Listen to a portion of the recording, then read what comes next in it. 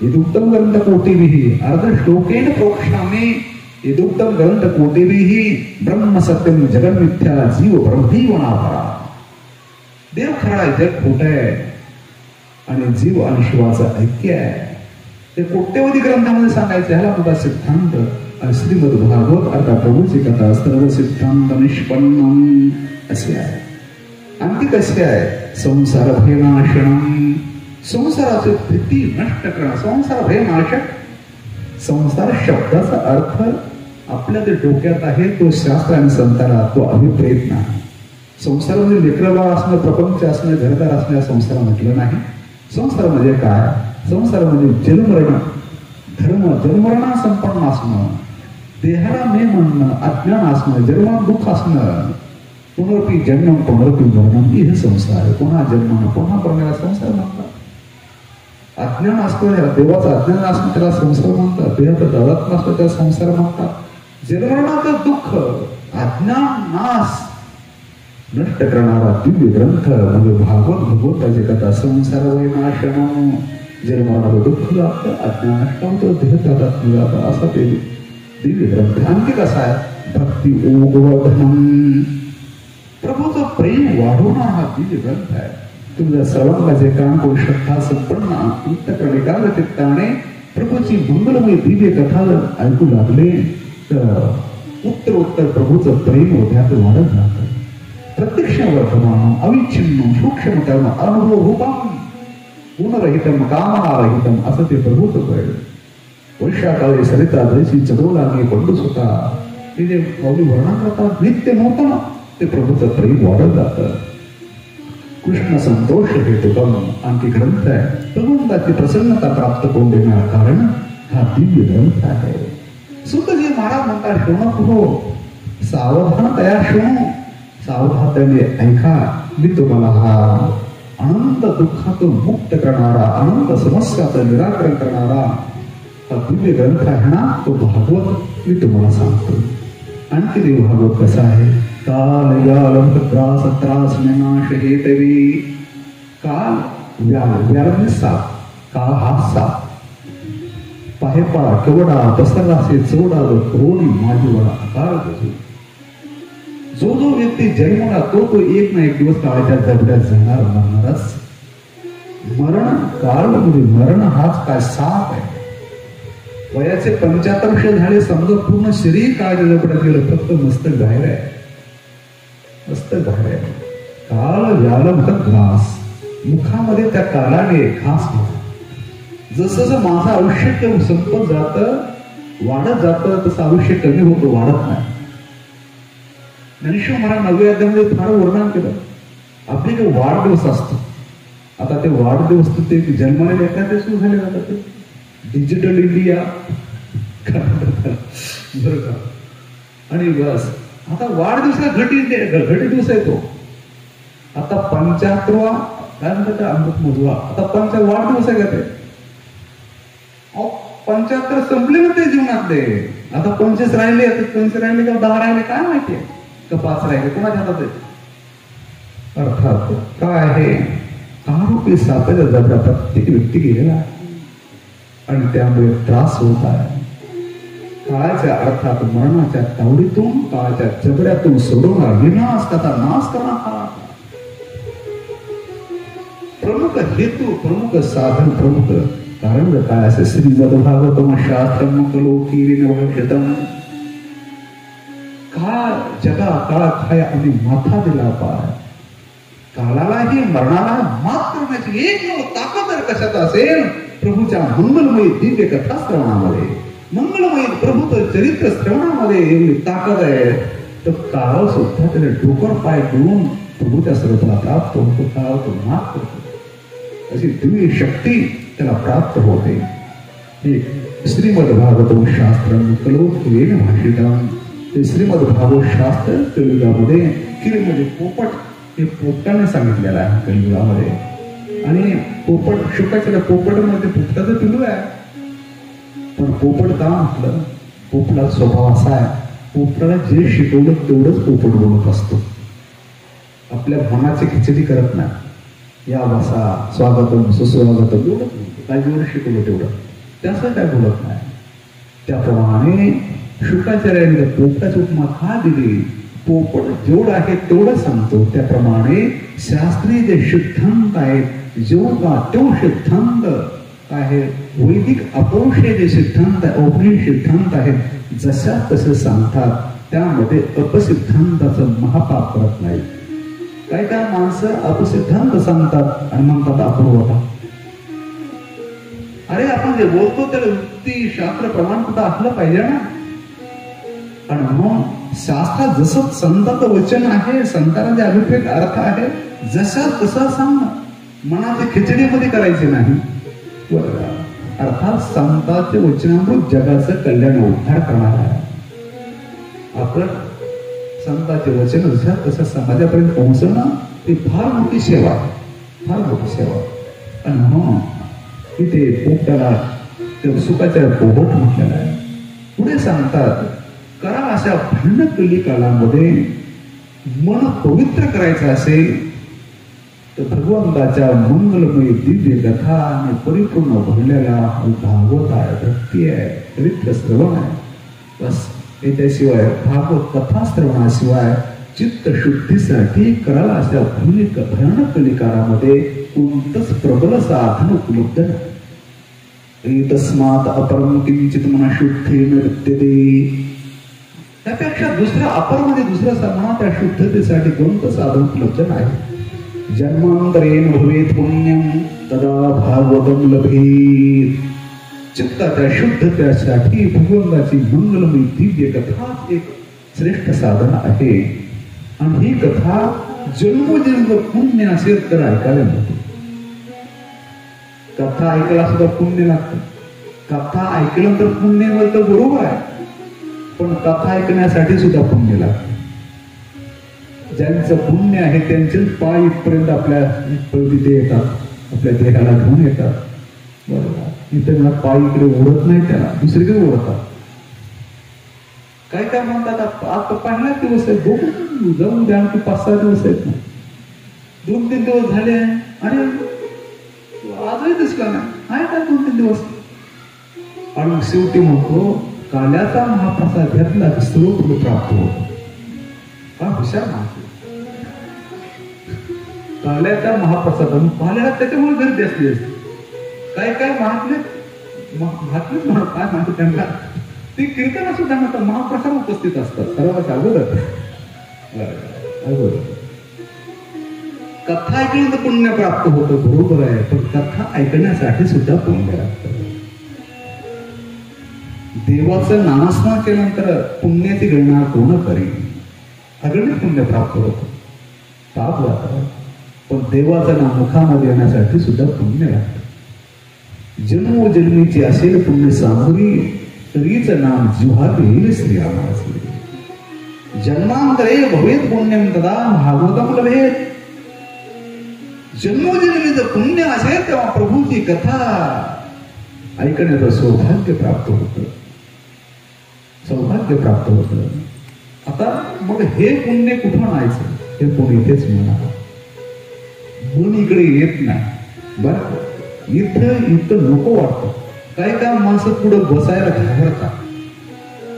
काय वाटतं की माग बसतात, पुढे हिंमत करत नाहीत. काय काय ठिकाणी सर्वांच्या पुढे जाऊन बसतात. त्यांना दांडके हाणले तरी मागे जात नाही, बरं का.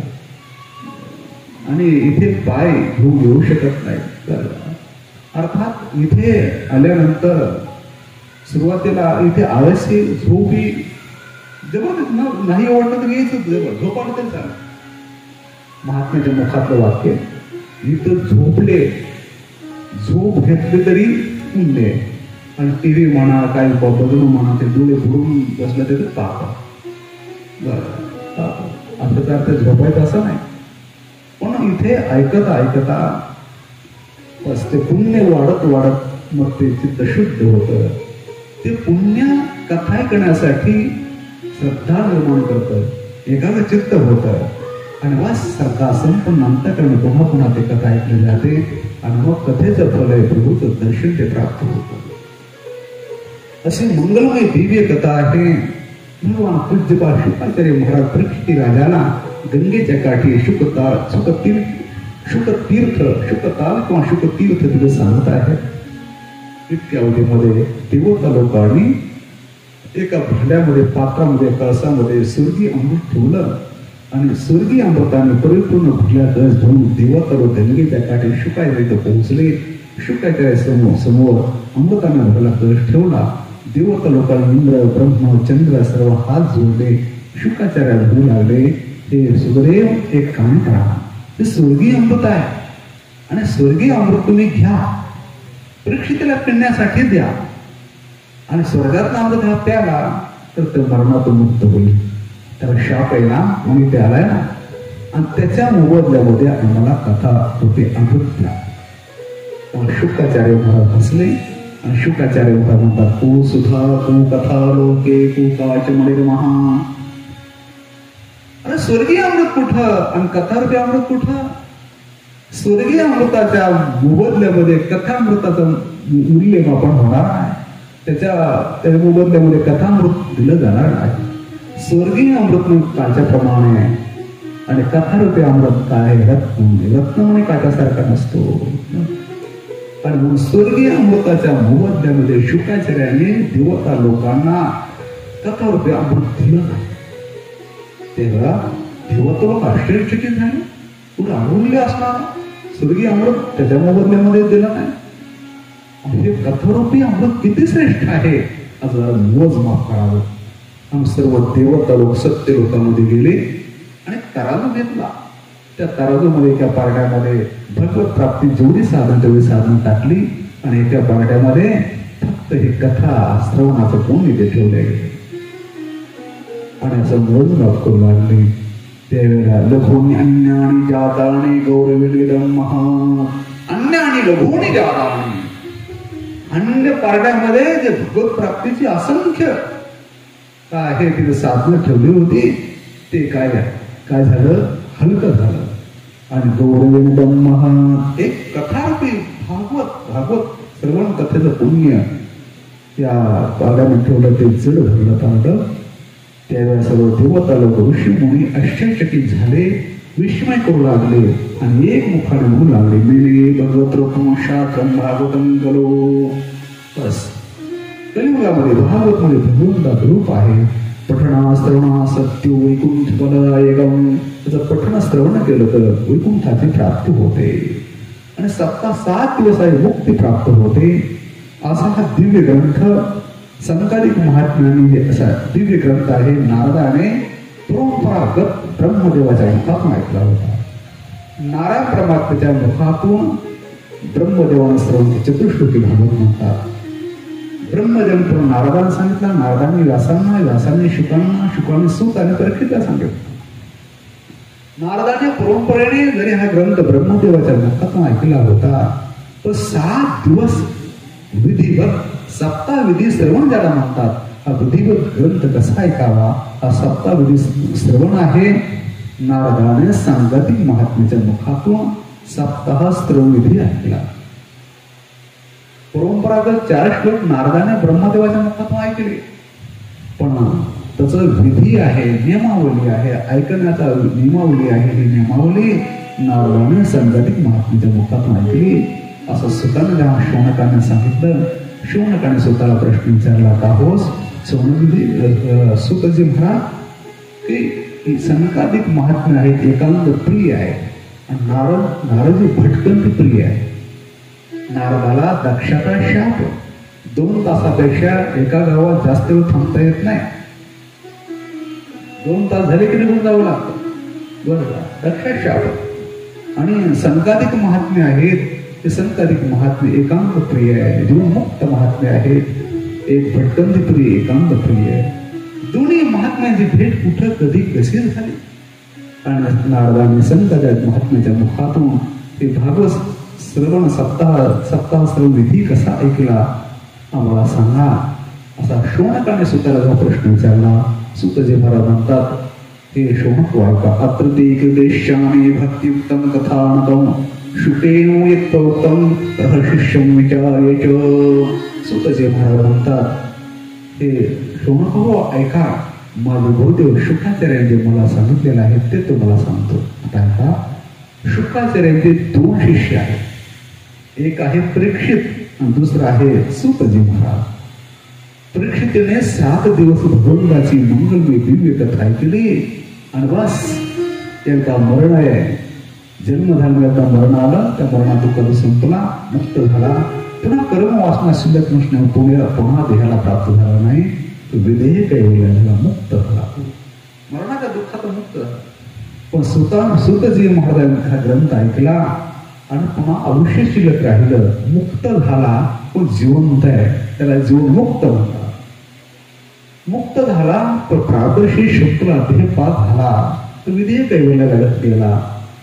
परीक्षित राजा विधेय मुक्त झाला, विधेय कैवल्या गेला, देवाचा सर्वपणा प्राप्त झाला. सूतजी महाराज जीवनमुक्त झाला. शुकाचार्याचे 2 शिष्य, एक विधेय मुक्त आणि एक जीवनमुक्त. शास्त्रामध्ये 2च परंपरा आहेत, एक जीवनमुक्ती आणि विधेय मुक्ती, बस समजलं. आणि दोन्ही परंपरा योग्य परंपरा झालं 2 शिष्य. 2 शिष्य असून या योग्यतेच्या असेल, कशाला खंडीभर करताय? एक घडना 12 चिंध्या म्हणतात ना आपल्याला. अरे 2 शिष्य, एक जीवनमुक्त आणि एक विधेय मुक्त. सूतजी महाराज जीवनमुक्त, तर परीक्षित राजा हे विधेय मुक्त. सूतजी महाराज म्हणतात की ऐका शोनक हो, नारद आणि संतांची भेट कुठं कधी कशी झाली ते तुम्हाला सांगतो. संतादिक महात्मा हे ब्रह्मदेवाचे मानसपुत्र आहेत. ब्रह्मदेवाच्या मनसंकल्पापासून त्याचा जन्म झाला. सनत सनंदन सनात सनातन 3ऱ्या स्कंधामध्ये जे जन्मकथेचं वर्णन आहे. आणि हे महात्म्य असे आहेत पहा की 1000 वर्षाचं वय आहे, पण पंचायन युत 5 वर्षासारखे दिसतात. 5 वर्षाचं बालक दिसतं ना, तसे ते दिसतात. ते 1000 वर्षाचं वय. सदा वैकुंठ निलय, वैकुंठ हे त्याचं घर आहे. हरिकीर्तन तत्पराहा, भगवंताच्या कीर्तन तत्पर आहे, तत्पर आहे. कथा मात्र जीविना, हे संघाधिकांचं वर्णन आहे. संघाधिक हे जगतात ना फक्त केवळ आणि केवळ प्रभूच्या भक्तीसाठी जगतात. या देहाकडून केवळ आणि केवळ प्रभूचं भजन आणि भक्ती करायची आहे.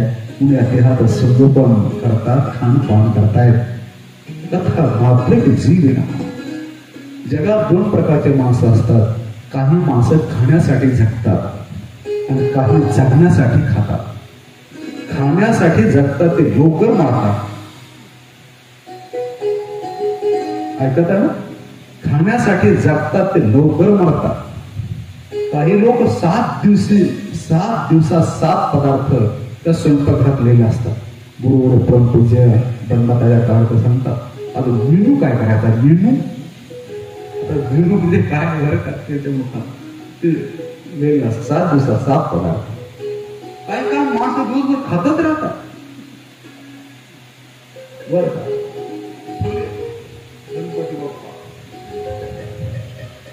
जेवढा पोटाचा घास तेवढा आयुष्यात, जेवढा पोटाचा व्यास तेवढा आयुष्याचा घास.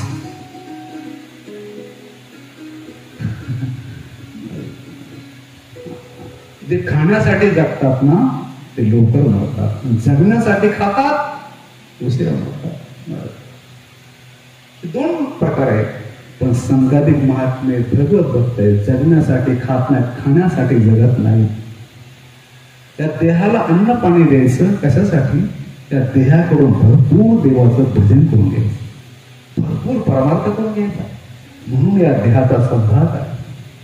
ज्या वेळेला देह प्रभूची सेवा भगवत भक्ती करत नसेल, मला वाटतं अन्न पाणी देऊ नये, मेलेलं बरं. कशा पृथ्वीवर फार नसला काय करत असत? हे पिंड पोषण अधमाचे गुण म्हणतात. दुसरं पोसायला कशाला? प्रभूचं भजन झालं पाहिजे. आणि म्हणून संतादिक महात्मे कथा मात्र जीविना, प्रभूच्या कथेसाठी जगताय. चोरे हे संतादिक महात्मे हिमालयामध्ये आहेत. आणि हिमालयामध्ये तिथे अमूलय अमूला ऋषय आम्हाला विशुद्ध परम पवित्र एक कथा सांगतो. ती काय ऐकतात? तत्चिंतन तत्कथम अन्योन्य तत्प्रबोधनम. आणि ऐकत ऐकत समाधी लागते. जो ध्येय भावनावर आहे तो पुन्हा सांगतो, दुसऱ्या समाधी लागते. प्रभूच्या चिंतनामध्ये निमग्न आहे. इतक्या उद्योमध्ये दिवशी नारद एक हातात उन्हा, एक हातात चिपोया आणि लगबगणी त्यांच्या समोरून जात आहे. संकाधिक महात्म्यांची दिवशी नारदाकडे नजर गेली आणि संकाधिक महात्मे 4 जण एकाच आवाजामध्ये ते बोलू लागले. कथम ब्रह्मं तेन मुखा कुतश्चंदातुरो भवान त्वरितं गम्यते कुत्र कुतश्च आगमनं तव. हे ब्रह्मं तेन मुखा कथम, हे महात्मन आपलं मुळावदन का आहे. कुतः चिंतातुरा भवान, भवान कुतः चिंतातुरा. आपल्याला चिंता कुठून प्राप्त झाली, चिंतेने व्याकुळ का झाले आहात. लगबोल कुठे चालले, कुठून आले, कुठे चालले. चिंता मुक्त हे साधू जीवन असलं पाहिजे. तुम्ही चिंता क्रांत असेल, जगाने चिंता कुठे घालवावी. आणि म्हणून तुमच्या ठिकाणी चिंता असणं हे शोभायमान आहे, शोभायमान आहे. मुक्त संघस्य न उचितम इदम. सर्व असत्यापासून मुक्त झाले आहात आणि मग चिंतेने उपासना करू. आता नारदांना चिंता स्वतःची नाही, संतांना स्वतःची चिंता नसते. स्वतःची चिंता असते ते संत नसतात. स्वतःची चिंता संपलेली आहे. प्रभूचं दर्शन झालेलं आहे, प्रभूच्या आनंदात तल्लीन झालेले आहेत. आपणाला झालेलं प्रभूचं दर्शन, प्रभूचा आनंद आपल्याला मिळाला आहे, अखिल जगाला मिळाला पाहिजे. आणि जगाचं दुःख कसं जाईल आणि जगाला प्रभूचा दिव्य आनंद कसा मिळेल ही चिंता संताकडे असते, स्वतःची चिंता नसते. त्यांना मिळाला प्रभूचा दिव्य आनंद, अखिल प्राणी मात्रा मिळावा हीच अंतःकरणामध्ये सतत चिंता असते त्यांच्या. आणि म्हणून स्वतःची चिंता त्यांना नाही. संकाधिकांनी नारदांना विचारलं, की तुम्ही आले कुठून, चालले कुठे, लगबगीत चालत आहात आणि चिंताक्रांत दिसत आहात. त्यावेळेला नारदजी आपल्या चिंतेचं कारण सांगतात. चिंतेच्या कारणामध्ये नारद सांगतात की मी वैकुंठामध्ये होतो, देवाच्या चरण सानिध्यामध्ये होतो, प्रभूच्या दिव्य आनंदात भक्तिनंदात तल्लीन होतो, पण मला मृत्यू लोकात जावं अशी इच्छा प्रकट झाली. हा मृत्यू लोक आहे, हा पृथ्वी आहे. इथे पृथ्वीवर काय आहे, अत्यंत सर्वश्रेष्ठ तीर्थ आहे. अहम तर पृथ्वी यातो ज्ञात्वा सर्वोत्तम आहे, सर्वोत्तम आहे ती ज्ञात्वा, सर्वोत्तम असे ही पृथ्वी आहे. ते जावं. पुष्कर, प्रयाग, काशी, गोदावरी, हरिक्षेत्र, कुरुक्षेत्र, रामेश्वर अनेक तीर्थक्षेत्री मी गेलो. सर्व तीर्थक्षेत्री गेल्यानंतर मला समाधान वाटेल अशा सद्धर्माचं आचरण मला तीर्थाच्या ठिकाणी सुद्धा दिसलं नाही. आणि मग काय झालं, का दिसलं नाही हे तर ते नारदजी संघातिका सांगतात की कलीना अधर्मत्रेण धराय्यम बाधिताधुना. कली आणि अधर्म यांची मैत्री बनली आणि दोघांनी एकत्र येऊन त्या पृथ्वी तलावरचं पावित्र्य चांगल्या गोष्टी संपवून टाकल्या. अधर्म आणि कली दोष येथे राजन, दोघेही दुर्जन, दोघेही पापी, समान शिले विष्णूचे सख्यम. समान स्वभावामध्ये मैत्री बनत असते. ते दोघांचे स्वभाव सारखे, दोघे दुष्ट दुर्जन, दोघांनी एकत्र बनवून त्या पृथ्वी तलावाला पावित्र्य संपवून टाकलं. सत्यम नास्ति तपशौचम दया दानम विद्यते उदरम भरणा जीवा वराग ऊत भाषिण. बस अधर्म आणि कलीने चांगल्या गोष्टी संपवून टाकल्या. कुठं सत्य नाही, कुठं तप नाही, कुठं पावित्र्य नाही, कुठं दया नाही, कुठं दान नाही, तप राहिला, तपश्चर्या नाही, कुठे शौच पावित्र्य नाही. आणखी खेड्यापाड्यामध्ये कुणी शिकलेले काही म्हणू देत, पण खरी संस्कृती जाणी खेड्यापाड्यामध्ये आहे. अलीकडे आपण शेतकरी शेताचं दिवसभर काम केलं, हातपाय धुतो आणि फटक्या पोट्यावर मांडीघालून घ्यायला. आता शहरामध्ये ते सूट बूट केलेले कपडे, बुटाचे सूट दोरे बांधायला सोडायला 10-10, 5-5 मिनिटं त्यांना लागतात. ते करतो. मग ते बूट सूट पाळत असतात आणि ते उभ्यानं खातात. डायनिंग टेबलवर पायात बूट असतो, त्याचे बसतात, त्यात उभ्याने खातात. ते बटाटा वड्याचे दुकान असतात बा, किती त्याचं तोंड दिसत नाही बरं का. तोही उभा असतो. का असतो उभा? भाविकासाठी. ते भाविक उभे असतात. काय कळत नाही बाबा. काय आहे? आहार शुद्ध हो सत्व शुद्धी. आहार जर शुद्ध असेल तर चित्त शुद्ध होतं. बस आहार जरा झाला पाहिजे. मांसाहारी जे लोक आहेत ना त्यांचं अंतकरण लवकर पवित्र होत नाही बरं का. म्हणून मांसाहारी शाकाहारी व्हावं. मांसाहार हा मानवाचा आहार नाही. श्रीमद भागवताच्या 5व्या स्कंदाच्या शेवटच्या अध्यायामध्ये 28 नरकाचं वर्णन आलेलं आहे. दास आणि ठेकून जरी मारला तर त्याचं प्रायश्चित्त वेदना यातना त्याला भोगव. दास आणि ठेकून मारला जे कोबडे बट्टे मारतात त्याचं काय होत असेल. आम्हाला स्वतःच्या लेकराला ठोकलं पुढे सांगत तर मग दवाखान्यात घेऊन जातात. पुन्हा तर लेकरू आहे ना, त्याला संवेदना आहेत ना, त्याला जीव आहे ना, त्याला प्राण आहेत ना. किती निर्दय माणसा. राक्षस हेच राक्षस कोण. माणसाने शुद्ध शाकाहारी बनलं पाहिजे. ते मानवी जीवन पुन्हा पुन्हा नाही. या जन्मात मुक्त होता येतं बस. बाकी काय नाही. इथं मुक्त झालं पाहिजे. जन्मात दुःख झालं गेलं पाहिजे. अर्थात कलियुगाचा दुष्ट प्रभाव आहे. इथं पावित्र्य नाही. शौच असते. दया दया नाही. निर्दयी माणूस. आणखी खेड्यापाड्यामध्ये एखादा व्यक्ती काय संकट आला तर गाव घेऊन येतो. गाव आता मुंबईमध्ये जा ते मोठमोठी इमारत असतात. 20-20 मजली 50-50 मजली फ्लॅट सिस्टीम असते. ते पुढच्या दरवाज्यात कोण आहे मेला तरी दरवाजा लावून घेतात. तुम्ही येत नाही. आपल्या गावात बघतं गाव राहून येतं. रात्रभर माणसं जातात. संकट जर आलं तर एक संस्कृती आणखी आहे. दान विद्यते. दान टाकलं नाही कलियुगामध्ये. काय आहे? पैसा खर्च करणं म्हणजे दान नाही. दान कशाला म्हणतात? जो पैसा देवासाठी धर्मासाठी गोर गरीब अनाथासाठी जो पैसा खर्च केला जातो त्या पैशाला दान म्हणतात. आणि जो पैसा जिभेचे चुजले पुरवण्यासाठी संपला जातो त्याला नाश म्हणतात. देव धर्म अनाथ गोर गरीब यासाठी जो पैसा संपले त्याला दान म्हणतात. लोक नाश करतात, दान करत नाही. दान निवृत्ते. उदरघटा जीवा वराका पोट भक्षण. मोठं पोटात ते बाजू आले बोलतात. आणखी अभद्र बोलतात मुखाने. मंदा सुमंद मतयो मंद भागा उपद्रता. हे कलियुगातील लोकांचा स्वभाव कसा होईल. हे कलियुगात कसं आहे महाराज संतानिकांना सांगतात. कलियुगामध्ये माणसं आळशी आहेत. मंद म्हणजे काय आहे? त्यामध्ये उत्साह नाही. त्यामुळे काम करण्यामध्ये नंतर आळशी आहेत. आळशी म्हणजे रलो रस म्हणजे आनंद. रलो भेद हा व्याकरणात ल आणि र याचा अभेद आहे. रच्या ठिकाणी लस लस लस रस म्हणजे आनंद बर का. म्हणजे अलस्यस्य भाव हा रसस्य भाव आलस्यम. अर्थात त्यांना काय आहे काम करण्यामध्ये रस नाही, उत्साह नाही. ते आळस आहे. आळशी आहेत. पण बुद्धी चांगली नाही. सुमंद मतया. आळशी आहेत. बुद्धी चांगली नाही. तो भाग्य असेल तर मंद भाग्य हा. आळशी आहेत, मतिमंद आहेत, मंद भाग्य आहेत. पण मनात कोणत्याच पदार्थ इच्छा नसेल तर कोणतं दुःख मिळणार नाही. उपद्रता हा अनेक पदार्थाच्या प्राप्तीसाठी अंतःकरण वासने बरगटलेलं आहे. आणि म्हणून दुःख अंतःकरणामध्ये. त्यानंतर कलियुगातला संत कोण आणि कलियुगातला वैराग्यवान कोण. हे जे वाक्य आहे हे वाक्य शास्त्रसंमत नाही किंवा संत मान्य नाही.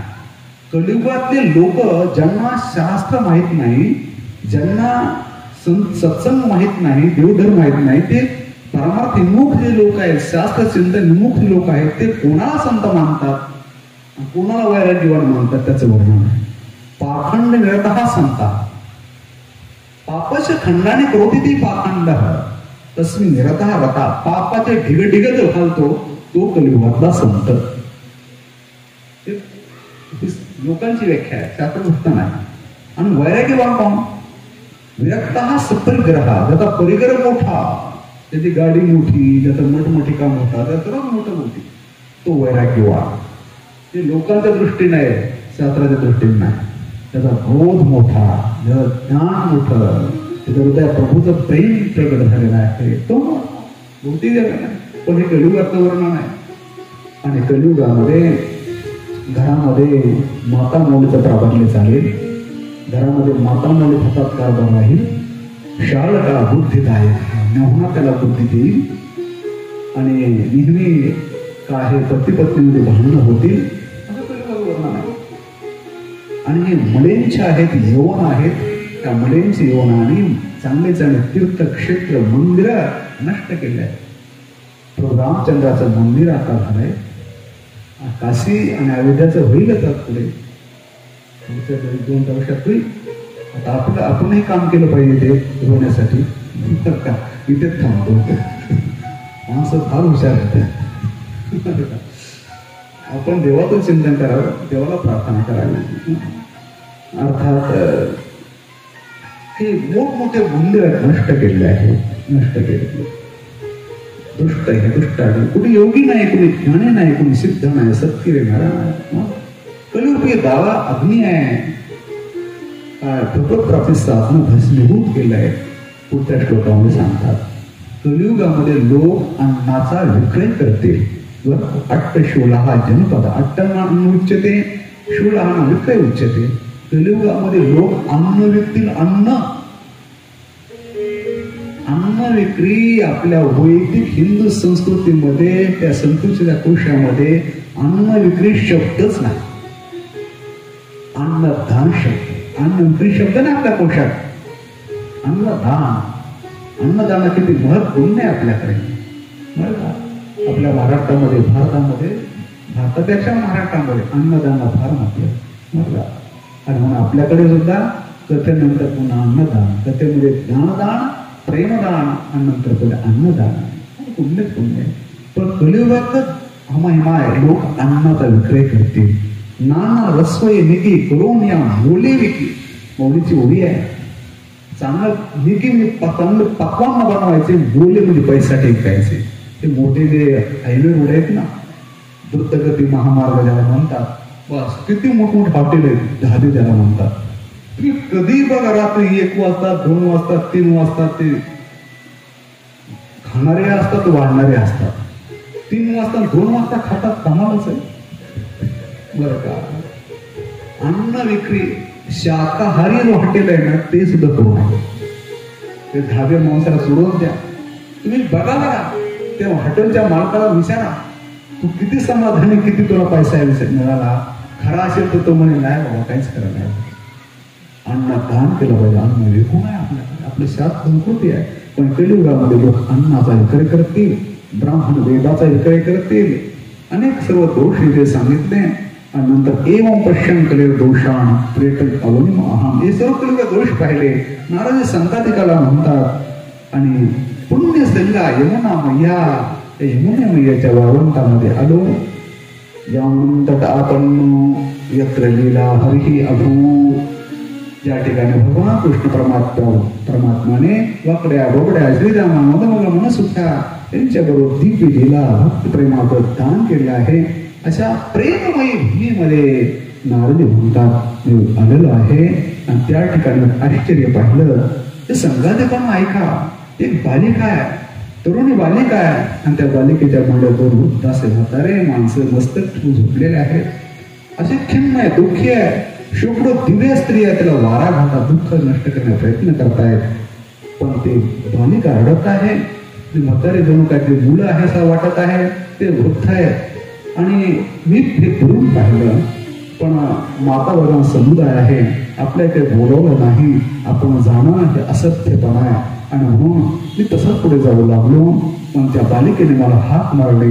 भो भो साधो क्षण तिष्ठ चिंतापिनाशय दर्शन तवलोकस्य सर्वत अभरम परम. हे साधो क्षणभर उभारा, माझं दुःख नष्ट करा. तुमच्या दर्शनाने सर्व प्रकारचं पाप नष्ट होतं. ती बालिका म्हणू लागली.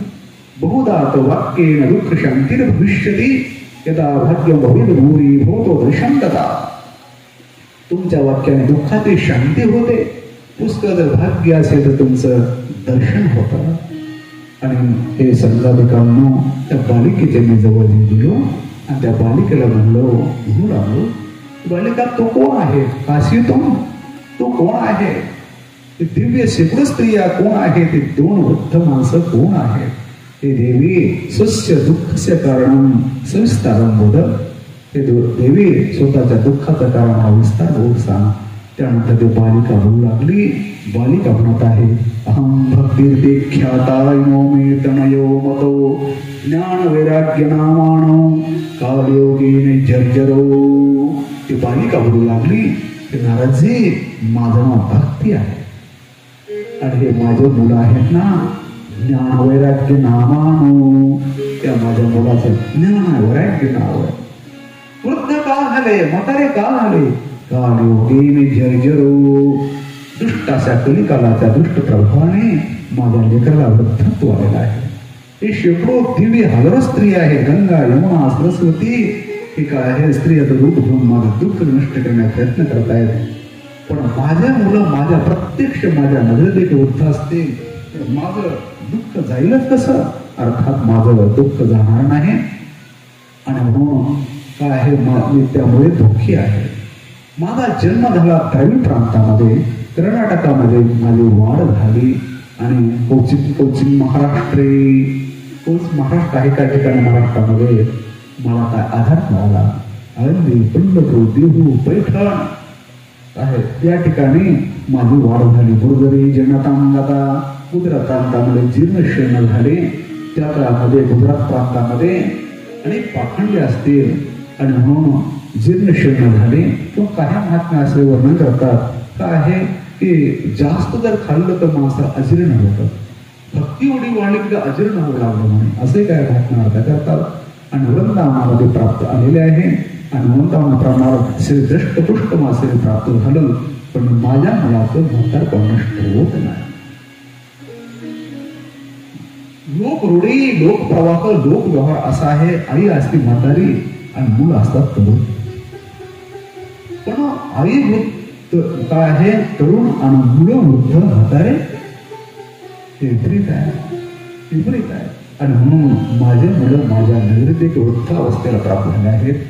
त्यामुळे मी दुःखी आहे. कशामुळे प्राप्त झाले?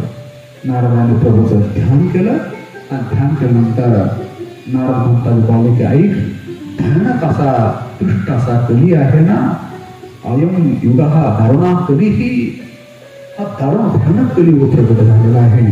त्यामुळे तेन मुक्त सदाचारो योग मार्गस्थपांशच. त्यामुळे कली प्रकट झाल्यामुळे सदाचार संपला, योग मार्ग तप संपलेला आहे. ज्यांना अघास राहते, लोक राक्षसारखे वागतील, अनेक दुष्कर्म करते, दुष्टकर्म निषिद्ध कर्म करतील असं वर्णन केलं. आणि कलियुगामध्ये काय आहे, तुझ्या मुलाला कोणी विचारत नाही, तुझ्या मुलाचं ग्राहक कोण नाही, गिरायक कोणी नाही. आणि अग्राहक भाव, तुम्ही गिरायक नसल्यामुळे, उपेक्षा केल्यामुळे तुझ्या मुलाला वृद्धत्व आलेलं आहे. बाजारामध्ये भाजीपाला विकण्यासाठी घेऊन गेलो, 4-5 दिवस गिरायक नाही मिळाला तर भाजीपाला साडला जातो, नाचतो तो भाजीपाला. त्याप्रमाणे ज्ञान आहे वैराग्याचे कलियुगात गिरायक नाही. ज्ञान आहे वैराग्य प्रॅक्टिकल जीवन आहे. माझा भक्ती सोन करता येतं, ज्ञान वैराग्य सोन करता येत नाही. ते प्रॅक्टिकल जीवन आहे. आणि म्हणून लोकांना ज्ञान वैराग्य नको आहे. ज्ञान वैराग्य त्याचा स्वीकार न करणं हेच वृद्धत्व आहे. बालिका म्हणू लागली की माझ्या मुलाला वृद्धत्व होणार हा दुष्ट कली कधी प्रगट झाला. परीक्षित राजा राज्य करत असताना मग परीक्षितीने का पाहला, तो तर भगवत भक्त होता ना, जो माझ्या मुला वृद्धत्व प्राप्त करणारा कली दुष्ट कली कसा प्रगट झाला. त्यावेळेला महाराजी त्या भक्ती बालिका सांगतात कधी प्रगट झाला, ज्यावेळेला भगवान कृष्ण परमात्मा पतीचा त्याग केला. अर्थात तो श्रीकृष्ण पंढरपूरला आले विठ्ठल गरपाने. यदा मुकुंदो क्षमां यदा मुकुंद भगवान क्षमां त्यक्त्वा सुपदंगतः तद्दीनात् कधीही आयातः सर्वसाधनबालकः. भगवान कृष्ण परमात्मा पृथ्वीचा त्याग करून वैकुंठाला गेले. त्या दिवसापासून सर्व साधनाचा बाध नष्ट करणारा कली प्रगट झाला. आणि नंतर हा कली आहे तो गाय आणि बैलाचा दिव्य संवाद आहे. 3 बैलाचे पाय मोडलेले, एका पायावर उभा आहे, तो तोही पाय तोडण्याचा प्रयत्न करत आहे. दिग्विजय संगीतलं पूर्ण करत असताना परीक्षेने पाहिला, अरे कोण दुष्ट दुर्जन आहे, एका पायाला तो बैल उभा आहे, तो पाय का तोडतो. बैल साक्षात धर्म आहे, गाय म्हणजे पत्नी माता आहे. दोघा संवाद आता पहिल्या स्कंदात शेवटी ते वर्ण आहे. आणि हे राजाने पाहिलं, राजाने जेव्हा धनुष्याला बाण लावला त्या कलीने राजाचं चिन्ह धारण केलं होतं. राजचिन्ह फेकून दिलं, राज पोशाख फेकून दिला आणि मुळा जो कली होता तो प्रगट झाला. दृष्टो दिग्विजय आत्मादिनवचनंगतः दिंदू डोळ्यासारखा तो कली परीक्षिताच्या घडवाळ लागला. आणि मग शरण आलेला आहे म्हणून त्याला मारू नये, शरणागताचा संभाळ करावा. ते आमचा काय आहे, पूर्वसूर्यांचा आचार आहे. आणि न मया मारणीय अयम न मया मारणीयम सारणी व सारभूत, माझ्याकडून मारण्यास योग्य नाही का? मी त्या भ्रमराप्रमाणे फुलाचं सार ग्रहण करणारा माझी भक्ती आहे आणि म्हणून मी त्याला मारणार नाही असा परीक्षित म्हणू लागला.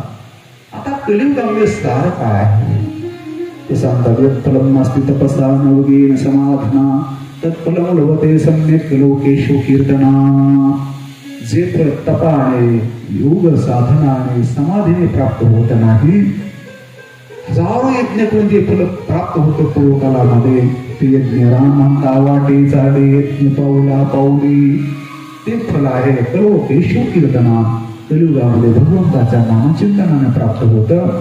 आणि म्हणून हा त्यामध्ये गुण असल्यामुळे अर्थात मी त्याला ठार केलं नाही. नंतर भक्ती बालिका नारदाला म्हणते सुरक्षेतम धन्योसी मदभाग्येन समागतः साधनां दर्शन लोके सर्वसिद्धिकरं परम. हे देवश्री आपण धन्य आहात, आपलं दर्शन आहे सर्व सिद्धी प्राप्त करून देणार आहे. जयती जगती माया मेस्य काया धवस्ते. भक्ती बालिका बोलते की हे नारदजी की हा काया तुमचा मुलगा प्रल्हाद जो आहे त्या जगामध्ये मायाला जिंकत झाला. वचन एकम केवलम चाकल्यय, एक वचन आहे, एका वचनाने त्या फलाला उद्धार झाला. नारदा 2 शिष्य ध्रुव आहे. ध्रुव सुद्धा ध्रुवपदमुपियातो यत्कृपातो ध्रुवयम सकलकुशलपात्रम ब्रह्मपुत्रं नतास्मि. ही बालिका बोलते बस तुमच्या कृपेने तो ध्रुव बाजूला आढळ पदाला प्राप्त झाला आणि म्हणून सकल कुशल पात्र भाजन असणाऱ्या ब्रह्मपुत्र आपण आहात, तुम्हाला माझा नमस्कार आहे अशी बालिका बोलते. आणि नंतर दिवशी नारद म्हणतात हे बालिके तो खेद करून वृथा खेदेसी बाले अहो चिंता तुरा कथम श्रीकृष्ण चरणं भूजम स्मर दुःखम धनिष्यती. हे बालिके व्यर्थ चिंता करू नको, भगवंताच्या चरण स्मरण कर, दुःख निघून जाईल. अर्थात या सुरुवातीच्या 3 अध्यायामध्ये भक्ती ज्ञान वैराग्याचं रूपक आहे. नारद आणि व्यास संतादेका विभेद भजनाच्या ठिकाणी झाली. नारद लगवणीय जात आहेत. नारद दुःख का झालं तर कली प्रगट झालेला आहे. कली प्रगट झाल्यामुळे कलीने चांगल्या गोष्टी संपवून टाकल्या. नंतर भक्तीचे मुलं ज्ञान वैराग्याला वृद्धत्व आलेलं आहे.